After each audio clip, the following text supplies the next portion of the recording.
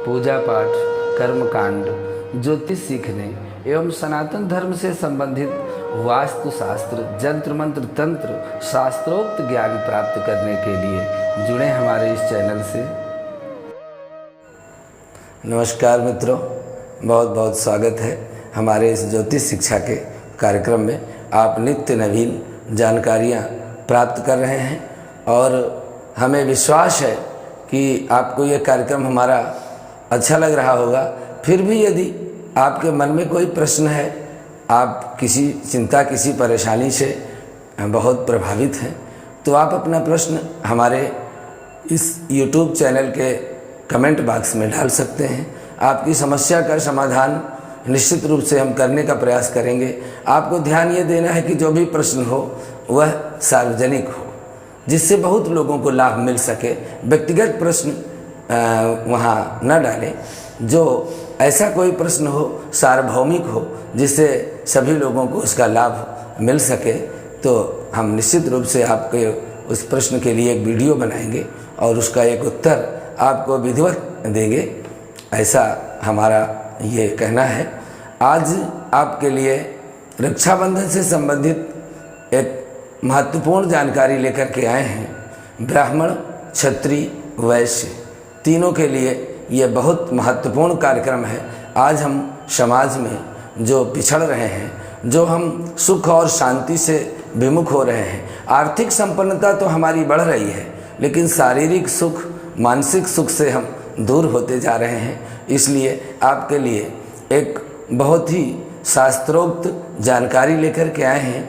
रक्षाबंधन का पर्व एक ओर जहाँ भाई बहनों के पवित्र अटूट रिश्ते को जोड़ता है, वहीं यह वैदिक ब्राह्मणों को वर्ष भर में आत्मशुद्धि प्रदान करने का अवसर देता है। वैदिक परंपरा के अनुसार वेद पाठी ब्राह्मणों के लिए श्रावण मास की पूर्णिमा सबसे बड़ा त्यौहार है। वर्ष में यही एक पर्व है जो द्विजातियों के लिए, जो एक गोपवीत पहनते हैं, ब्राह्मण हों, क्षत्रिय हों, वैश्य हों, उनके लिए यह बहुत बड़ा और श्रेष्ठ पर्व है। इस पर्व का महत्व क्या है, आप गौर से सुनेंगे तो निश्चित रूप से आपको लगेगा कि एकदम नवीन जानकारी है। इस दिन को श्रावणी उपाकर्म कहते हैं। जो ये रक्षाबंधन हम मनाते हैं, इसका नाम है श्रावणी उपाकर्म, और संस्कृत दिवस के रूप में भी हम इनका उच्चारण करते हैं। उपाकर्म के रूप में हम लोग मनाते हैं। जो आचार्य कर्मकांड के द्वारा यजमानों के यहाँ दान, धर्म, पुण्य ग्रहण करते हैं, यज्ञ हवन आदि करने की जगह खुद अपनी आत्मशुद्धि के लिए अभिषेक हवन नहीं करते हैं, तो वो संस्कार ओझल हो जाते हैं। संस्कारों के इस कठिन समय में हमने इन 4 बिंदुओं को चाहा कि श्रावणी उपाकर्म का यह पर्व का क्या महत्व है, ये आप जानिए। हम सब लोगों को, जो घर के प्रमुख हैं, मुखिया हैं, जिनको अपने वर्ष भर के पापों का प्रायश्चित करना है, एक दिन के इस संस्कार से एक वर्ष के सारे पाप, 1-2 पाप नहीं, सारे पाप, उसमें कुछ बड़े पाप हैं जैसे ब्रह्म हत्या, वृक्ष काटना या मंदिर जलाना, ऐसे पापों का प्रायश्चित नहीं हो पाता, लेकिन अन्य जितने भी दैनिक दिनचर्या से संबंधित पाप हैं, उनका सब का क्षय हो जाता है। कैसे होता है? सनातन धर्म में जैसे ये दशहरा पर्व आप देखते होंगे, दशहरा क्षत्रियों का प्रमुख पर्व है, उसमें शस्त्र पूजा होती है। इसी तरह जैसे दीपावली है, तो दीपावली व्यापारियों के लिए, वैश्यों का प्रमुख पर्व है, क्योंकि भगवती लक्ष्मी की आराधना होती है। इसी तरह से रक्षाबंधन श्रावण मास शुक्ल पक्ष की पूर्णिमा को मनाया जाने वाला यह श्रावणी उपाकर्म ब्राह्मणों के लिए सबसे श्रेष्ठ है, और निश्चित रूप से प्रत्येक ब्राह्मण को इस कर्म को करना चाहिए। यदि वह इस श्रावणी उपाकर्म में अभिमंत्रित यज्ञोपवीत, तर्पण और स्नान नहीं करता है, तो वह दान लेने का और कर्मकांड कराने का भी अधिकारी नहीं है। वैदिक काल से सारे ब्राह्मण जाति पवित्र नदियों को तीर्थ के तट में जाकर अपनी आत्मशुद्धि के लिए यह उत्सव मनाते रहे हैं। पर वर्तमान समय में ब्राह्मण और वैदिक के आंतरिक और बाह्य शुद्धि में थोड़ा परिवर्तन आ गया। यह श्रावणी की परंपरा को भूलते जा रहे हैं। प्रायः सारे ब्राह्मण व्यवसायिक हो रहे हैं और क्षत्रिय और वैश्य ब्राह्मणों के न आगे आने से क्षत्रिय वैश्य भी इससे विमुख हो गए, क्योंकि सदैव से इसका जो प्रचलन था, गुरुकुल में जो ब्रह्मचारी जो बालक जाते थे उनको उपाकर्म से तैयार किया जाता था। यह उपाकर्म व्यक्ति के शरीर, मन और आत्मा के साथ सारे संस्कारों की शुद्धि करता है। यह उपाकर्म व्यक्ति के शरीर, मन आदि को शुद्ध करता है। श्रावणी उपाकर्म, प्राचीन काल में तो श्रावणी उपाकर्म को ज़्यादा महत्व था। जो भी सनातनी ब्राह्मण थे वह निश्चित रूप से इसको करते थे और श्रावणी उपाकर्म का ज़्यादा महत्व तब बढ़ गया बालकों को जब गुरुकुल भेजा जाता था। उन्हें संस्कारों से द्विज बनाया जाता था, उनके वैदिक संस्कार उनके अंदर डाले जाते थे। हालांकि वर्तमान में यह सब नहीं होता, बस यज्ञोपवीत संस्कार तर्पण ही रह गया है। पर जो वैदिक वेद प्राठी ब्राह्मण है वह यह कर्म आज भी करते हैं। जिन्हें ब्राह्मण बनना हो वे भी ये कर्म करें। श्रावण पूर्णिमा के दिन यदि ग्रहण संक्रांति हो या श्रावणी उपाकर्म हो, यदि नहीं कर सकते तो श्रावण शुक्ल पंचमी को भी कर सकते हैं। क्या होता है यह कर्म? श्रावणी उपाकर्म में सर्वप्रथम 10 विधि का स्नान होता है। 10 प्रकार से स्नान कराया जाता है। पितरों के आत्म कल्याण के लिए मंत्रों के साथ हवन और यज्ञ में आहुतियाँ दी जाती हैं। इस महत्वपूर्ण पितृ तर्पण, ऋषि पूजन तर्पण एवं इसके विधान पूर्वक ऐसा करने से पितरों का आशीर्वाद, सहयोग मिलता है, जिससे जीवन के हर संकट समाप्त हो जाते हैं। आज हमारे जीवन में प्राय आप यही देखते हैं कि हमारे पितरों की पूजा विलुप्त हो गई है। हम उनके तर्पण, श्राद्ध और विधि के प्रति बहुत उदासीन हो गए हैं। हम उनके लिए समय बिल्कुल नहीं दे सकते हैं। श्रावणी उपाकर्म उत्सव वैदिक विधि से हेमाद्रि प्राप्त प्रायश्चित संकल्प होता है। सूर्य का आराधन करते हुए 10 विधि का स्नान, तर्पण, सूर्योपस्थान, यज्ञोपवीत धारण, प्राणायाम, अग्निहोत्र, ऋषि पूजन किया जाता है। शास्त्रों में श्रावणी को द्विज जाति का अधिकार प्राप्त कर्तव्य कहा गया है और यह वेद पाठी ब्राह्मणों को इस कर्म में किसी भी स्थिति में त्यागना नहीं चाहिए। यदि वह त्याग देते हैं तो निश्चित रूप से उनके अंदर ब्रह्मत्व की कमी आ जाती है। यह कर्म किसी भी स्थिति में इसलिए नहीं त्यागना चाहिए। तो श्रावण जो पर्व है, उपाकर्म है, वो 3 भागों में होता है। पहला भाग है प्रायश्चित संकल्प, इसमें हेमाद्रि संकल्प बोला जाता है।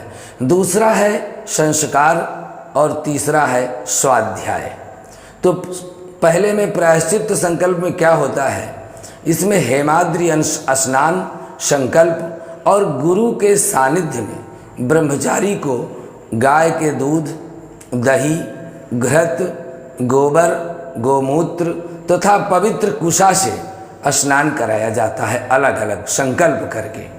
और वर्ष भर में जाने अनजाने में हुए पाप कर्मों का प्रायश्चित करके जीवन को सकारात्मक दिशा देने के लिए एक मार्ग प्रशस्त किया जाता है। स्नान के बाद ऋषियों का पूजन, सूर्य भगवान का उपस्थान एवं यज्ञोपवीतों का पूजन होता है।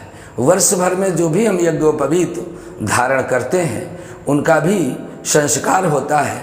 उपरोक्त कार्य के बाद नवीन यज्ञोपवीत या जनेऊ धारण करना अर्थात आत्मसंयम संस्कार का होना माना जाता है। इस संस्कार से व्यक्ति का एक नया जन्म होता है। जैसे एक जन्म तो हमारा माँ के उदर से होता है और दूसरा जन्म जब हमें किसी गुरु के द्वारा दिव्य ज्ञान की प्राप्ति होती है तो हमको एक नवजीवन प्राप्त होता है। इस संस्कार से व्यक्ति का जब दूसरा जन्म होता है, उसका अर्थ यह है कि व्यक्ति आत्मसंयमी हो जाता है। वही संस्कार से, उन्हीं संस्कारों से दूसरा जन्म दुज का वह प्राप्त करता है। दूसरा भाग है, तीसरा भाग स्वाध्याय है। उपाकर्म का जो तीसरा पक्ष स्वाध्याय का है, इसकी शुरुआत सावित्री, ब्रह्मा, श्रद्धा, मेधा, प्रज्ञा, स्मृति, सदसंपत्ति, अनुमति, छंद और ऋषि को घृत की आहुति से होती है। जौ के आटे में दही मिलाकर के ऋग्वेद के मंत्रों से आहुतियाँ दी जाती हैं। इस यज्ञ के बाद वेद, वेदांग का अध्ययन आरंभ होता है। इस प्रकार वैदिक परंपरा में वैदिक शिक्षा जो 5.5 या 6.5 मास तक चलती थी, वो संस्कारों से परिपूर्ण होती थी। वर्तमान समय में वैदिक शिक्षा या गुरुकुल अब नहीं रहे तो उसका प्रतीकात्मक हो गया, स्वाध्याय किया जाता है। हालांकि जो बच्चे वेद, संस्कृत आदि के अध्ययन का चयन करते हैं, यहाँ वह सभी विधिवत रूप से वह कराया जाता है। उपरोक्त संपूर्ण प्रक्रिया जीवन शोधन की एक महत्वपूर्ण वैज्ञानिक पद्धति है और इस मनोवैज्ञानिक आध्यात्मिक प्रक्रिया में हिंदू धर्म के हर त्यौहार का अलग अलग महत्व होता है। आज आप यह रक्षाबंधन, जिसको श्रावणी उपाकर्म के रूप में मनाया जाता है, इस पर्व को ब्राह्मणों के द्वारा सामूहिक रूप से किसी पवित्र नदी में, गंगा के तट में या किसी सरोवर में, घाट के किनारे जाया जाता है। वहाँ जाकर के सबसे पहले स्नान होता है, जिसमें पंचगव्य का प्रयोग होता है। पंचगव्य आप जानते होंगे। पंचगव्य गोमूत्र, गोबर, गाय का दूध, दही, घी और कुशा के जल से मिश्रित करके तैयार किया जाता है।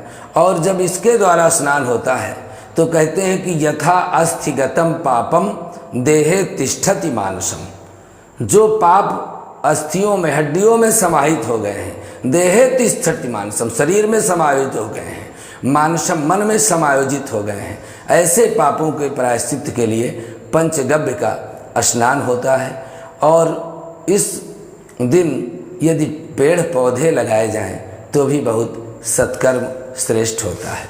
श्रावणी पर्व पर द्विजत्व के संकल्प का नवीनीकरण किया जाता है।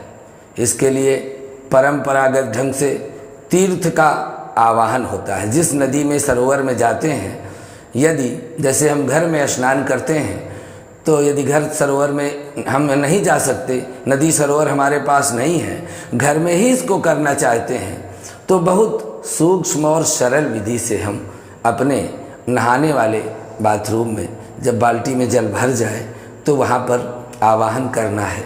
गंगे च जमुने चैव गोदावरी सरस्वती नर्मदे सिंधु कावेरी जलेस्मिन् सन्निधिं कुरु। ऐसा कहकर प्रार्थना करेंगे कि हे गंगा आदि नदियाँ, आप आज इसी जल में आवाहित हैं और उस जल से स्नान करें। इसके बाद पंचगव्य का प्राशन करें। पंचगव्य नहीं मिल पा रहा तो गाय का दूध, गंगा जल, कुशा का जल मिला करके स्नान करें और उसका पान करें। इस विधि से वह स्नान करके ऋषियों का तर्पण, पूजन आदि करें। इसके बाद हेमाद्रि संकल्प को पढ़ करके ऋषियों का पूजन करें और उसके पीछे उच्चतम आदर्श की परिकल्पना निहित है। ऋषि जीवन ने ही हमारे इस महानतम जीवन दिनचर्या का विकास और अभ्यास करने में सफलता पाई है। नहीं तो वैज्ञानिकों ने तो अभी कुछ कहा और 10 साल बाद किसी दूसरे वैज्ञानिक ने आकर के कुछ दूसरी बात कह दी। लेकिन हमारे ऋषियों ने, जिन्होंने एक बार कोई बात कह दी, आज तक वह पत्थर की लीक है। जिन्होंने हजारों वर्ष तक अध्ययन करके, अनुभव करके हमारे लिए ये सब ज्ञान निहित रखा है, आज हम उनके ऋणी हैं। इसीलिए इस पर्व में ऋषियों का पूजन होता है। अरुंधति और सप्त ऋषियों का पूजन होता है, तर्पण होता है और वह ऋषित्व का घनघोर कठोर जो संयम है, उसकी जो साधना है, उसका उन्होंने जो हमें ज्ञान दिया है, इसलिए हम उनका पूजन करते हैं। इस पूजन से इन्हीं सारे तत्वों की हमारे शरीर में वृद्धि होती है। आंतरिक समृद्धि, ऐश्वर्य का प्रतीक, सौम्य जीवन, सुख और मधुरता का पर्याय है। आज के समाज की जो भटकन है, जो भटकाव है, विद्यार्थी स्वयं निर्णय नहीं कर पा रहा कि मेरा जीवन किस दिशा में जाना है। तो यह ऋषित्व के, ऋषियों के इस जो ज्ञान की अवज्ञा का परिणाम है, जिसके कारण हम आज भटकाव में हैं।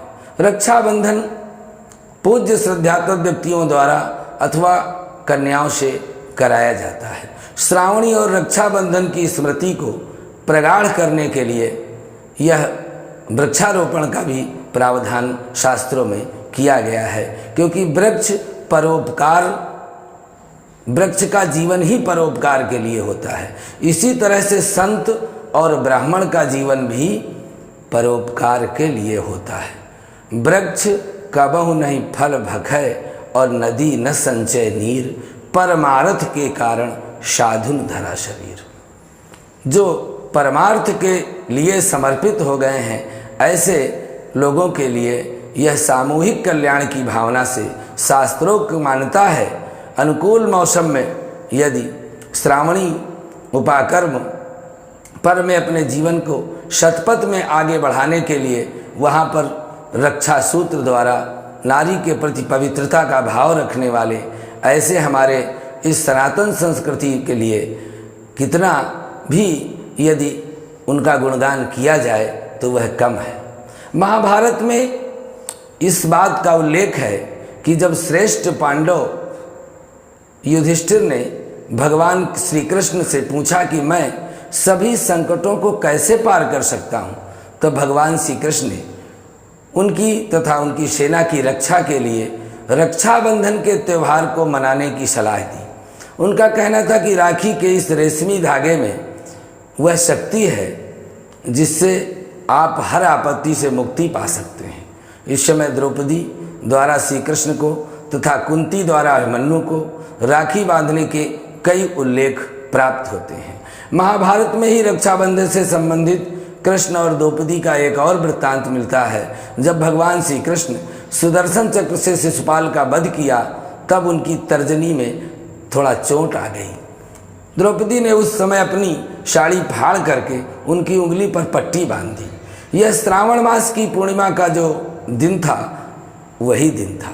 भगवान श्री कृष्ण ने इस उपकार का बदला बाद में चीर हरण के द्वारा, जो साड़ी का एक भाग चीर करके और उंगली में बांध दिया था, उसका उपकार का बदला उस साड़ी के पल्लू को इतना बढ़ा दिया कि दुशासन की भुजाओं का बल ही खत्म हो गया, लेकिन साड़ी का पल्लू खत्म नहीं हुआ। कहते हैं परस्पर एक दूसरे की रक्षा और सहयोग की भावना रक्षाबंधन के पर्व में यही से प्रारंभ हुई थी। राखी का त्यौहार कब शुरू हुआ यह कोई नहीं जानता, लेकिन भविष्य पुराण में यह वर्णन मिलता है कि जब देव और दानवों में युद्ध हुआ, तब दानव हावी होते नजर आने लगे। भगवान इंद्र घबरा गए तो बृहस्पति के पास आए। वहाँ बैठी इंद्र की पत्नी इंद्राणी सब सुन रही थी। उन्होंने रेशम का धागा बांध करके मंत्रों की शक्ति से पवित्र करके अपने पति के हाथ पर बांध दिया। संयोग से वह श्रावण पूर्णिमा का ही दिन था। इसीलिए जब ब्राह्मण रक्षा सूत्र बांधते हैं तो कहते हैं कि ये न बद्धो बली राजा दानवेंद्रो महाबल तेन त्वाम प्रतिबधनामी रक्षे माचल माचल। इसलिए यह रक्षाबंधन के त्यौहार का जो एक प्रमाण मिलता है, जब दानवेंद्र राजा बलि ने 99 यज्ञ पूरे कर लिए, 100वां यज्ञ पूरा होने जा रहा था, उसी समय भगवान वामन के रूप में पहुँचे और बलि से कुछ दान की याचना की। 3 पग धरती पा करके भगवान प्रसन्न हो गए और जो ही उन्होंने अपना शरीर बढ़ाया, एक पग में पाताल से धरती और दूसरे पग में पृथ्वी से आकाश नाप लिया, तीसरे पग के लिए कुछ नहीं बचा। तो उन्होंने कहा, बताओ राजा बलि, अब तुम 3 पग कैसे दे सकते हो? तो राजा बलि ने कहा कि महाराज, ये राजा भी तो प्रजा की ही संपत्ति होता है, इसलिए मेरे शरीर को नाप लीजिए। भगवान बड़े प्रसन्न हुए। एक पैर जो जमीन में था, दूसरा उसके मस्तक में रखकर तीसरा पग भी उन्होंने नाप लिया, और इसका प्रमाण यह हुआ कि उसको जो है पाताल लोक का राजा बना दिया गया। जब राजा बलि पाताल चले गए तो उन्होंने भगवान से यह वरदान मांगा कि प्रभु, अब नित्य आप मुझे वहाँ दर्शन अवश्य देंगे, मैं जिस द्वार से निकलूँ आप मुझको उस द्वार में मिलें, ये मेरी शर्त रहेगी। इसीलिए हर्षैनी एकादशी को, ज्येष्ठ आषाढ़ मास की शुक्ल पक्ष की एकादशी को भगवान शयन करने के लिए, विश्राम करने के लिए और राजा बलि के वचनों को पूरा करने के लिए आज भी पाताल लोक चले जाते हैं, और चतुर्मास भर सभी मांगलिक कार्य बंद रहते हैं। जब तक देवोत्थानी एकादशी नहीं हो जाती तब तक भगवान वहीं विश्राम करते हैं। कहते हैं कि जब राजा बलि ने भगवान को वहाँ अपने पाताल में स्थापित कर दिया, भगवती लक्ष्मी बहुत परेशान हुई, कहाँ चले गए मेरे नारायण। तो नारद जी से पता चला, तो रक्षाबंधन के दिन ही वेश बदल करके भगवती लक्ष्मी ने जाकर के राजा बलि को राखी बांधी, और राजा बलि पहचान नहीं पाए। जब रक्षाबंधन के उपहार के रूप में उन्होंने कुछ देना चाहा तो भगवती लक्ष्मी ने कहा कि हे दानवराज, मेरे पति आपके बंधन में हैं, मैं मांगने आई हूँ, तो मेरे पति को आप अपने वचनों से मुक्त कर दीजिए। तब उनको पता चला कि ये तो भगवती साक्षात लक्ष्मी है, और फिर भगवती लक्ष्मी वहाँ से भगवान विष्णु जी को लेकर के रक्षाबंधन के पर्व में ही लाई। इसीलिए हम अपने बहनों से राखी बंधवा करके इस पर्व को मनाते हैं, और इस पर्व का इतना महत्व है कि यदि वर्ष भर यदि इसका पालन किया जाए तो निश्चित रूप से यह रक्षा विधान हमारे कल्याण के मार्ग को प्रशस्त करता है। कहते हैं कि आषाढ़ी श्रावणी चैव श्रावणी दीप मालिका अनंता वर्ष पर्यंतम यज्ञ रक्षा दिनत्रयम। जो रक्षाबंधन के दिन रक्षा सूत्र बांधा जाता है, वह श्रावणी को बांधा जाने वाला आषाढ़ी श्रावणी चाहिए। जो गुरु पूर्णिमा को बांधते हैं वह रक्षाबंधन तक रक्षा सूत्र चलता है, और जो रक्षाबंधन के दिन बांधा जाता है वह श्रावणी दीप मालिका, वो दिवाली तक रक्षा करता है। और अनंता वर्ष पर्यंतम, अनंत चतुर्दशी को बांधा जाने वाला अनंत भगवान का वह रक्षक, वह 1 वर्ष तक मनुष्य की रक्षा करता है। इसलिए रक्षाबंधन का पर्व यदि आप विधि विधान पूर्वक मनाना चाहते हैं तो यह श्रावणी उपाकर्म आप अपने घर में इस सरल विधि से मना सकते हैं, कर सकते हैं, पापों का प्रायश्चित हो जाता है। अब आप हम आपको यह इस दिव्य प्रयोग के साथ जो हेमाद्रि संकल्प है, जो संकल्प वहाँ पढ़ना है, इसको हम आपको प्रदान करते हैं। आप इस संकल्प को श्रवण करेंगे तो आपको यह निश्चित रूप से ज्ञात हो जाएगा कि कितने प्रकार के पापों का क्षय इस श्रावणी उपाकर्म के करने से होता है। हरि ओम। स्वस्ति श्री समस्त जगत उत्पत्ति स्थित लय कारणस्य रक्षा शिक्षा विचक्षणस्य प्रणत परिजातस्य अवशेष पराक्रमस्य श्रीमदनंत वीर्यस्यादि नारायणस्य अचिंत्या परिमिति शक्त्या गृह्यमाणानां महाजलौध मध्ये परिभ्रमात् अनेक कोटि ब्रह्मांड नामेकतमेतद्व्यक्त मद अहंकार पृथिव्यप्तेजो वायु आकाशाद्यावरणैरावृत्ते अस्मिन् महति ब्रह्मांड खंडे आधार शक्ति श्री महादिवाराह दृष्टांग विराजिते कूर्मा अनंत वासुकी तक्षक कुलिक कर्कोटक पद्म महापद्म शंखाद्यष्ट महानायगृह्यमाणे ऐरावत पुंडरीक वामन कुमुदांजन पुष्पदंत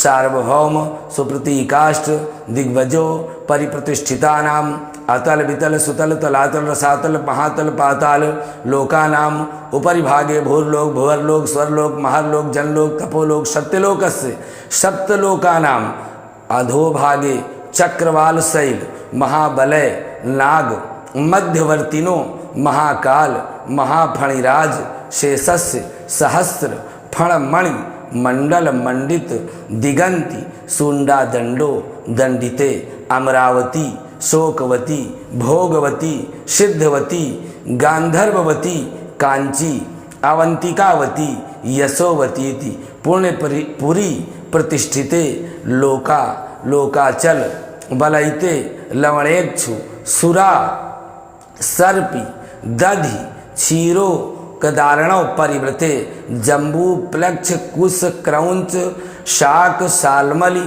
पुरस्क्या सप्त दीपयुते इंद्र कांस्य ताम्र भस्ति नाग सौम्य गंधर्व चारण भारतेति नवखंड मंडिते सुवर्णगिरि कर्णिकोपेत महासरोरुहकार पंचशत कोटि योजन विस्तीर्णे भूमंडले अयोध्या मथुरा माया काशी कांची अवंतिका पुरी द्वारावती मोक्षदायिक सप्तपुरी प्रतिष्ठिते सुमेरु निषद त्रिकूट रजत कूटाम्रकूट चित्रकूट हिमवत विंध्याचलानाम महापर्वत प्रतिष्ठिते हरिवर्ष किम पुरुष भारतवर्षयोश्च दक्षिणे 9,000 योजन विस्तीर्णे मलयाचल सह्याचल विंध्याचलानाम उत्तरे स्वर्णप्रस्थ चंडप्रस्थ चांद्र सूक्तावंतक रमणक महारमणक पांचजन्य सिंघल लंकेति नवखंड मंडिते